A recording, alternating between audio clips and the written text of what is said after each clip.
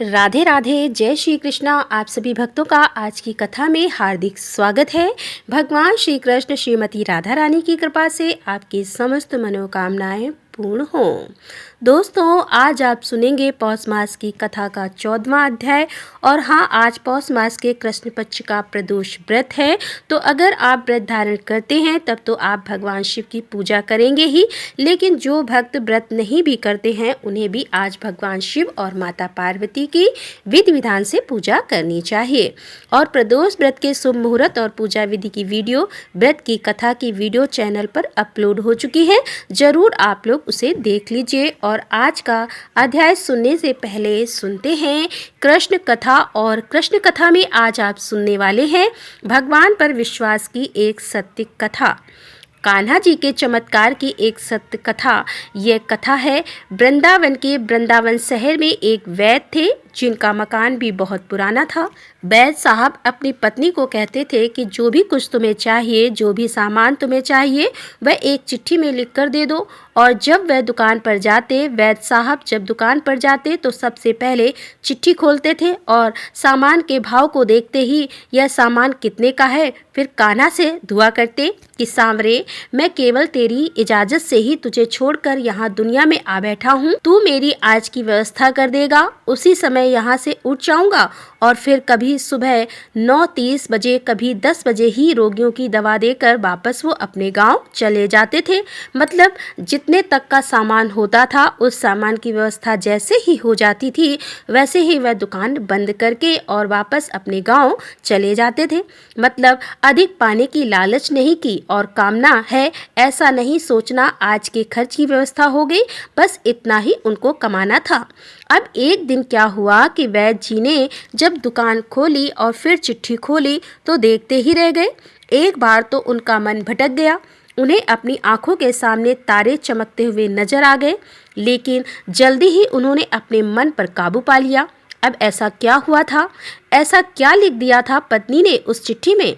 आटे, दाल, चावल आदि के बाद पत्नी ने लिखा था कि बेटी के दहेज का सामान लाना है। अब वैद्य जी कुछ देर तो सोचते रहे, फिर बाकी चीज़ों की कीमत लिखने के बाद दहेज के सामने ऐसा लिखा कि यह काम मेरे कान्हा का है, कान्हा ही जाने। 1-2 मरीज आए थे, उन्हें वैद्य जी दवाई दे रहे थे। इसी दौरान एक बड़ी सी कार उनकी दुकान के सामने आकर रुकी। जब दोनों मरीज दुकान से बाहर दवाई लेकर चले गए तब वह साहब कार से बाहर निकले और राधे राधे करके बेंच पर बैठ गए। वैद्य जी ने कहा कि अगर आपको दवाई लेनी है अपने लिए तो आपको अपनी नाड़ी दिखानी पड़ेगी। तो क्या मैं आपको नाड़ी देख लूं? उस आदमी ने कहा कि वैद्य जी, मुझे लगता है आपने मुझे पहचाना नहीं। मैं 15-16 साल बाद आपकी दुकान पर आया हूँ। आपको पिछली मुलाकात की बात सुनाता हूँ, फिर शायद आपको मेरी सारी बातें याद आ जाएंगी। वैद्य जी, मैं 5 साल से इंग्लैंड में ही रहता हूँ। इंग्लैंड जाने से पहले मेरी शादी हो गई थी, लेकिन अब तक बच्चा नहीं हुआ था, तो यहाँ भी इलाज किया और इंग्लैंड में भी करवाया, लेकिन हमारी किस्मत में शायद कोई बच्चा था ही नहीं। तो आपने कहा कि मेरे भाई अपने भगवान से निराश ना हो, याद रखो उसके खजाने में किसी चीज़ की कोई कमी नहीं है। औलाद, मान, धन, दौलत और खुशगमी जीवन, मृत्यु सब कुछ उसी के हाथ में है, किसी वैद्य के हाथ में कुछ भी नहीं है। अगर औलाद होनी है तो मेरे सांवरे के आशीर्वाद से ही होनी है, औलाद देनी है तो उसी ने देनी है। मुझे याद है आप बातें करते जा रहे थे और साथ साथ में पुड़िया भी बना रहे थे। फिर आपने मुझसे कहा कि तुम्हारा नाम क्या है। मैंने बताया कि मेरा नाम सतीश है। आपने एक लिफाफे पर कान्हा और दूसरे पर राधे लिखा, फिर दवा लेने का तरीका बताया। लेकिन जब मैंने आपसे पूछा कि कितने पैसे, तब आपने कहा कि बस ठीक है। मैंने जोर डाला तो आपने कहा कि आज का खाता बंद हो गया है। मैंने कहा मुझे आपकी बात समझ नहीं आई। तब आपके पास खड़े एक व्यक्ति ने बताया कि भाई, आज के घर के खर्च के लिए जितनी रकम वैद्य जी ने कान्हा जी से मांगी थी वह सांवरे ने इनको दे दी है और अधिक पैसे वे ले ही नहीं सकते।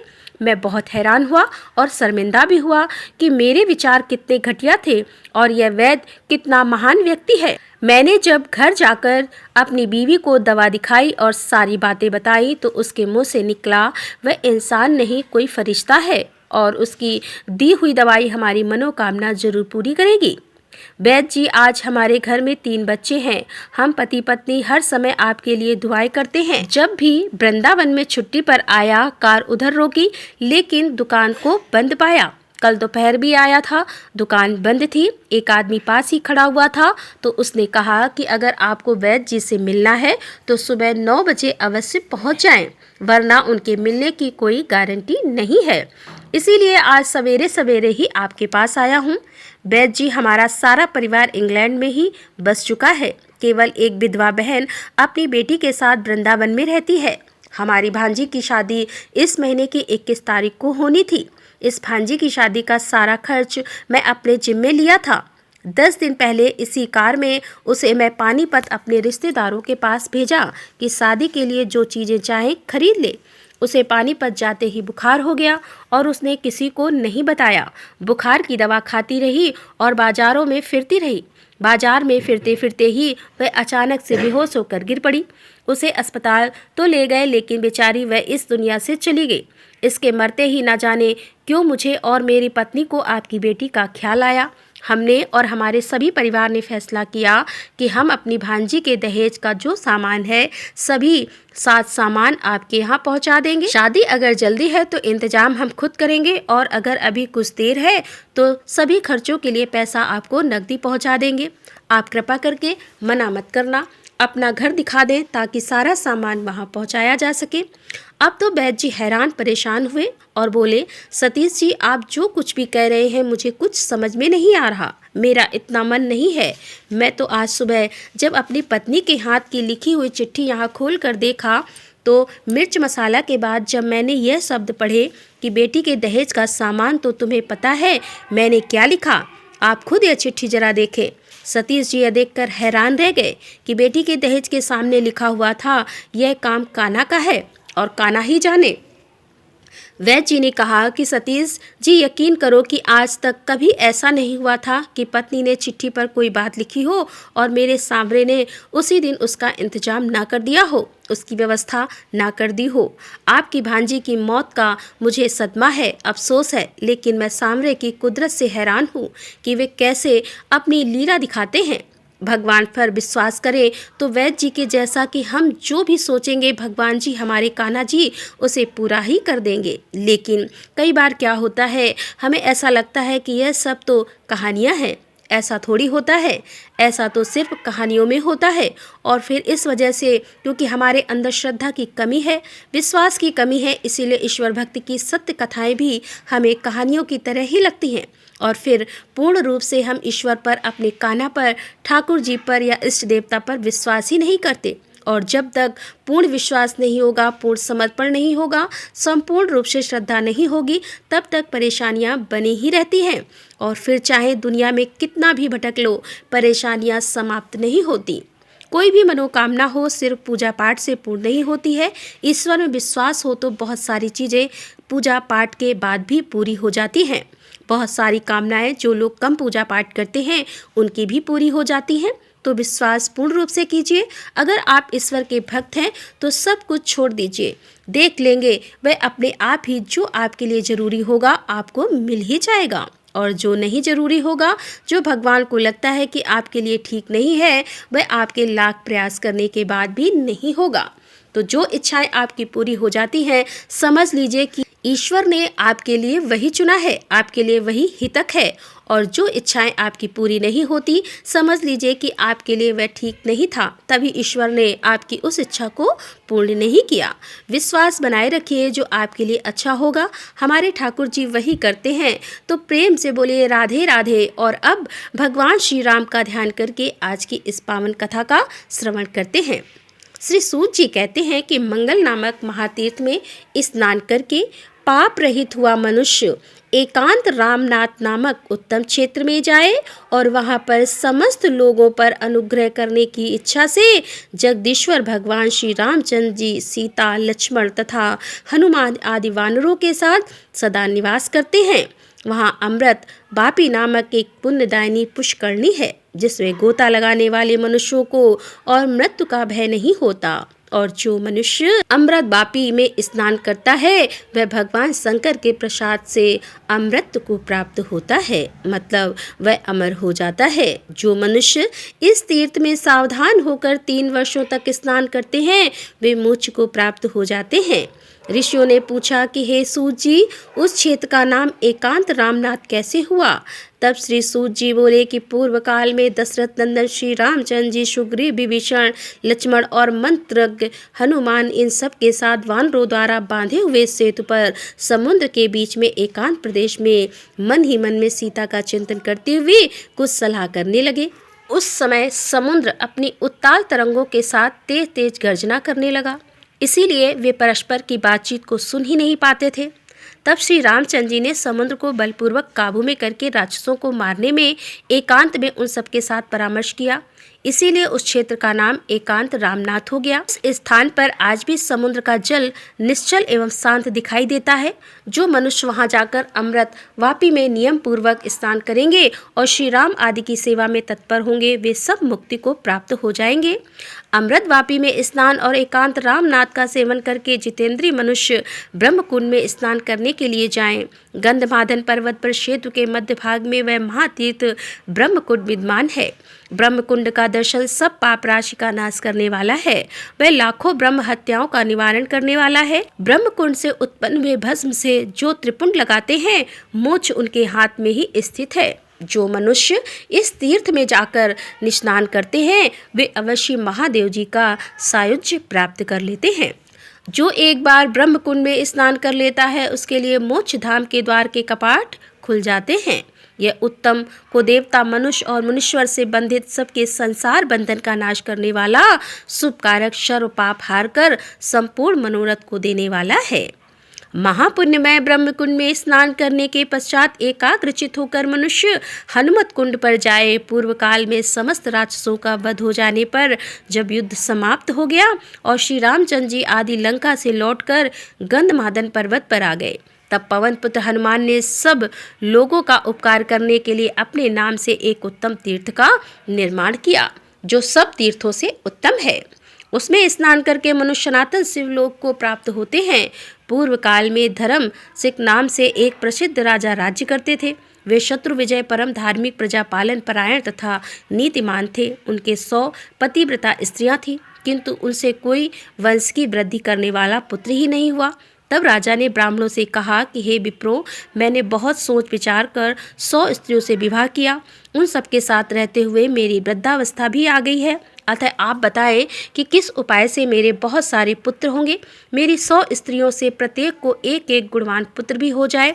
ऐसा यत्न कोई सोचे और इसके लिए कोई छोटा बड़ा अथवा दुष्कर ही कर्म क्यों ना हो। यदि उससे यह कार्य सिद्ध होने वाला हो तो मैं उसे अवश्य करूँगा। राजा के इस प्रकार पूछने पर सब ऋत्विज और पुरोहित एकत्र होकर उनसे अपना निश्चय किया। वह विचार प्रकट करते हुए बोले कि हे राजन, कोई परम पवित्र गंधमादन पर्वत है जो दक्षिण समुद्र के बीच सेतु के रूप में विद्यमान है। वहाँ पर लोक विख्यात हनुमत कुंड है जो बड़े भारी दुखों का नाश करने वाला है और स्वर्ग एवं मोक्ष रूपी फल देने वाला है। नरकों के कलेश का निवारण तथा दरिद्रता को दूर करने वाला है। पुत्रहीन मनुष्यों को पुत्र और स्त्रीहीन मनुष्यों को स्त्री देने वाला है। वहाँ संयम पूर्वक स्नान करके तुम एकाग्रचित होकर उस तीर्थ के तट पर पुत्र यज्ञ करो। उसमें तुम्हारी 100 स्त्रियों में से प्रत्येक को एक एक पुत्र प्राप्त हो सकता है। यह सुनकर राजा धर्म अपनी स्त्रियों, मंत्रियों, सेवकों और पुरोहितों जी को साथ लेकर यज्ञ की आवश्यक सामग्री सहित दक्षिण समुद्र के किनारे गंधमादन पर्वत पर गए। अब वहां हनुमंत कुंड में जाकर उन्होंने सैनिकों के साथ स्नान किया। इस प्रकार वे उसके किनारे 1 मास तक ठहरकर प्रतिदिन स्नान करते रहे। तत्पश्चात बसंत आने पर चैत मास में पुरोहित सहित राजा ने पुत्र यज्ञ प्रारंभ किया। पुरोहित और ऋतुजों ने विधि पूर्वक सब कर्म संपन्न किए। सत्न के राजा का जब यह यज्ञ समाप्त हुआ तब पुरोहित ने हवन में बचे हुए हविष्य को लेकर राजा की सब स्त्रियों को भोजन कराया। उसके बाद राजा धर्मशक ने अपनी 100 पत्नियों के साथ यज्ञांती विजों को बहुत सी दक्षिणा दी। इस प्रकार यज्ञ पूरा करके मंत्री परिवार और पत्नियों के साथ वे धर्मात्मा राजा प्रसन्नतापूर्वक अपनी राजधानी को लौट आए। कुछ समय में जब 10वां मास व्यतीत हो गया, तब उन 100 स्त्रियों ने 100 गुणवान पुत्रों को जन्म दिया।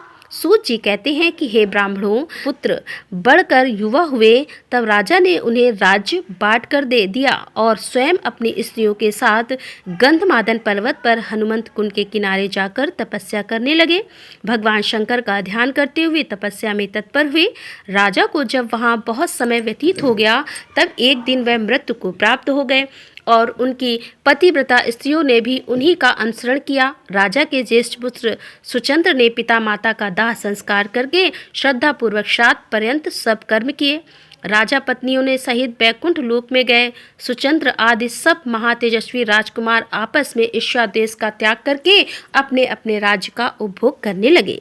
अतः समस्त कामनाओं की सिद्धि के लिए मनुष्य हनुमान जी के कुंड में स्नान करे और हनुमंत कुंड में स्नान करने के पश्चात एकाग्रचित होकर अगस्त्य तीर्थ में जाए। साक्षात अगस्त्य जी ने इस तीर्थ का निर्माण किया है।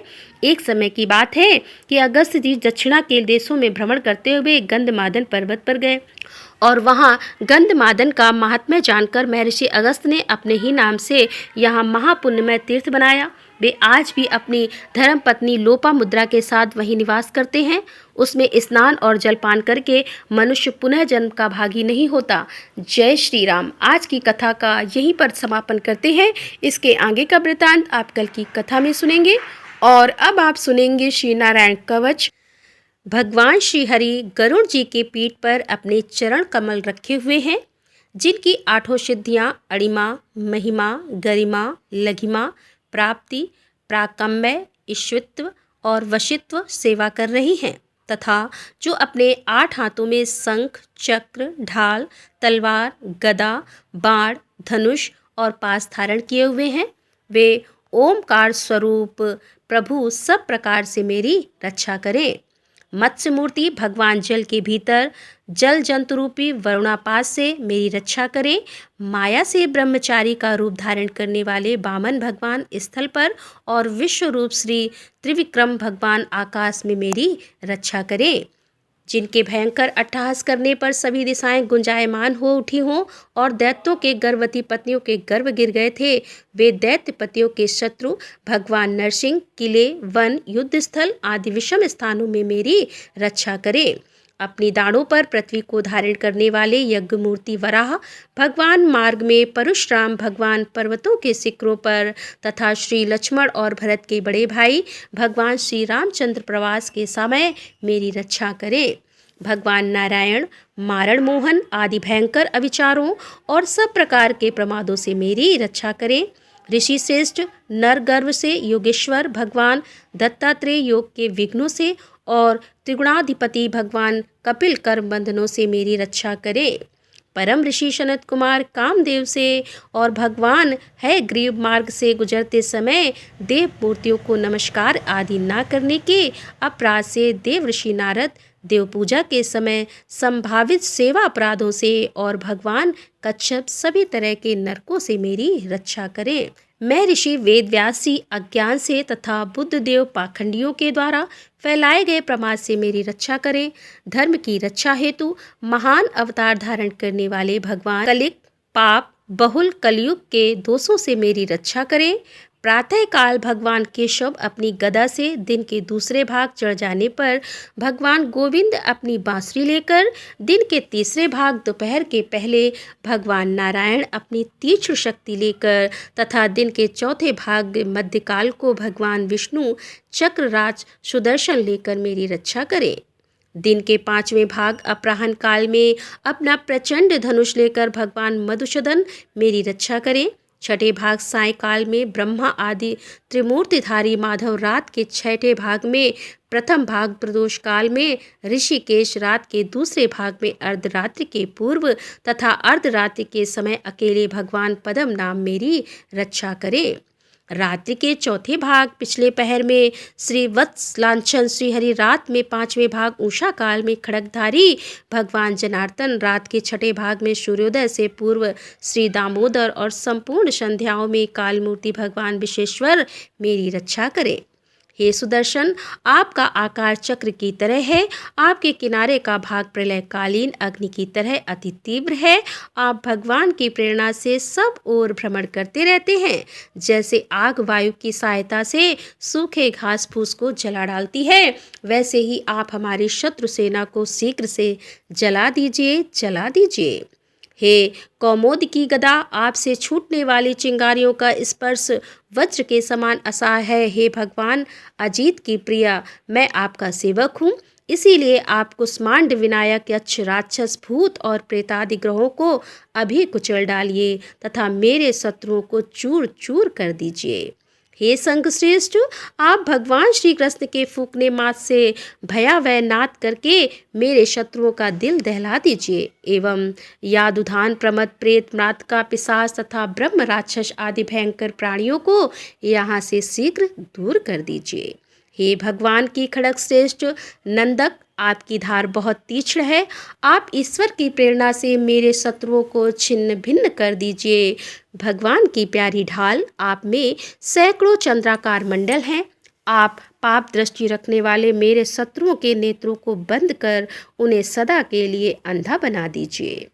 ग्रहों, धूमकेतु आदि केतुओं, दुष्ट मनुष्यों, सरीसृप जीवों, दाढ़ों वालों, हिंसक पशुओं, भूत प्रेतों तथा पापी प्राणियों से हमें जो जो भय हो और जो जो हमारे शुभ के विरोधी हों, वे सभी भगवान के नाम रूप तथा आयुधों का कीर्तन करने से तत्काल नष्ट हो जाएं। बृहत रत्नतर आदि शाम वेद के स्रोतों से जिनकी स्तुति की जाती है, वे वेद मूर्ति भगवान गरुड़ और विश्वक सेन जी अपने नाम के उच्चारण मात्र के प्रभाव से हमें सब प्रकार की विपत्तियों से रक्षा करें।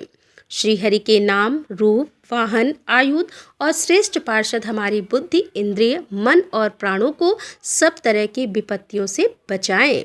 जितना भी कार्य अथवा कारण रूप जगत है, वह वास्तव में भगवान ही है। इस सत्य के प्रभाव से हमारे सारे पाप नष्ट हो जाएं। ब्रह्मा और आत्मा की एकता का अनुभव जो लोग कर चुके हैं, उनकी दृष्टि में ईश्वर का स्वरूप समस्त विकल्पों और भेदों से रहित है। फिर भी वे अपनी माया शक्ति के द्वारा भूषण, आयुध और रूप नामक शक्तियों को धारण करते हैं। यह बात निश्चित ही सत्य है। अतः सर्वज्ञ सर्वव्यापक भगवान श्रीहरि सदा सर्वत्र अपने सभी स्वरूपों से हमारी रक्षा करे। जो अपने भयंकर अट्टहास से सब लोगों के भय को समाप्त कर देते हैं और अपने तेज से सबके तेज का ग्रास कर लेते हैं, वे भगवान नरसिंह दिशा विदिशा नीचे ऊपर बाहर भीतर सब ओर से हमारी रक्षा करें। देवराज इंद्र, मैंने तुम्हें यह नारायण कवच सुना दिया। अब तुम इस कवच से अपने को सुरक्षित कर लो, बस फिर तुम अनायास से सब दैत्यपतियों को जीत लोगे। इस नारायण कवच को धारण करने वाला पुरुष जिस किसी को भी अपनी आंखों से देख लेता है अथवा पैरों से भी छू लेता है, वह सत्काल ही समस्त भयों से मुक्त हो जाता है। इस वैष्णवी विद्या को धारण कर लेने वाले को राजा, डाकू, प्रेत, पिशाच और बाघ आदि हिंसक जीवों से कभी किसी प्रकार का डर नहीं होता। देवराज, पुरातन काल की बात है कि एक कौशिक गोत्र के ब्राह्मण ने इस विद्या को धारण करके योग धारणा से अपना शरीर मरुभूमि में त्याग दिया। जिस स्थान पर उस ब्राह्मण का मृत शरीर पड़ा था, उसके ऊपर से एक दिन गंधर्वराज चित्ररथ अपनी स्त्रियों के साथ विमान पर बैठकर निकले। इस स्थान पर आते ही वे नीचे की ओर सिर किए विमान सहित आसमान से धरती पर गिर पड़े। ऐसा होने पर उनके आश्चर्य की सीमा न रही। जब उन्हें बाल खिल्य मुनियों ने बतलाया कि यह नारायण कवच धारण करने का प्रभाव है, तब उन्होंने उस ब्राह्मण देवता की हड्डियों को ले जाकर पूर्ववाहिनी सरस्वती नदी में प्रभावित कर दिया और फिर स्नान करके वे अपने लोक को चले गए। श्री सुखदेव जी कहते हैं कि हे परीक्षित, जो भी मनुष्य इस नारायण कवच को समय पर सुनता है और जो आदर पूर्वक इसे धारण करता है, उसके समक्ष सभी प्राणी आदर से अपना सर झुका देते हैं और वह सब प्रकार के भयों से मुक्त हो जाता है। परीक्षित, इस तरह सत्कृत इंद्र के आचार्य विश्वरूपी से यह नारायण कवच रूपी वैष्णवी विद्या प्राप्त करके रणभूमि में असुरों को जीत लिया और वे त्रैलोक लक्ष्मी का उपभोग करने लगे। श्री नारायण कवच संपूर्ण हुआ। तो दोस्तों, मिलते हैं अगले वीडियो के साथ। तब तक के लिए राधे राधे, जय श्री कृष्णा, हर हर महादेव, जय भोलेनाथ की।